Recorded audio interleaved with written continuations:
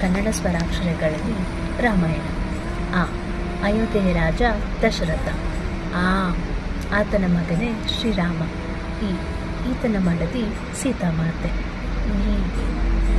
ಈಕೆ ಜನಕರಾಜನ ಮಗಳು. ಉತ್ತಮ ಜೀವನ ಇವರದು.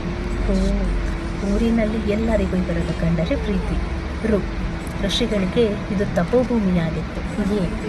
ಎಲ್ಲರೂ ರಾಮ ಸೀತೆಯನ್ನು ತುಂಬ ಗೌರವಿಸುತ್ತಿದ್ದರು. ಏಕಾಏಕಿ ಅಡಚಣೆಯೊಂದು ಮೂಡಿತು. ಐಕ್ಯತೆ ಒಡೆಯಿತು. ಒಂದೇ ಮಾತಿನಿಂದ ಕೈಕೆಯು ರಾಮನನ್ನು ಕಾಡಿಗಟ್ಟಿದಳು. ಒಬ್ಬ ಕೈಕೆಯ ಮಗನಾದ ಭರತನಿಗೆ ಪಟ್ಟ ಕಟ್ಟುವಂತೆ ಹಠ ಹಿಡಿದಳು. ಔದಾರ್ಯ ಭರತ ಕಾಡಿನಲ್ಲಿ ರಾಮನನ್ನು ಕಂಡು ಅವನ ಪಾದುಕೆಯನ್ನು ಹೊತ್ತು ತಂದ.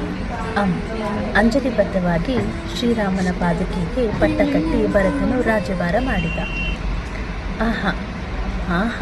ಅದೆಂಥ ಪ್ರೇಮ ಸೋದರ ಭರತನದು. ಚೆನ್ನಾಗಿತ್ತು ಅಲ್ಲ? Thank you.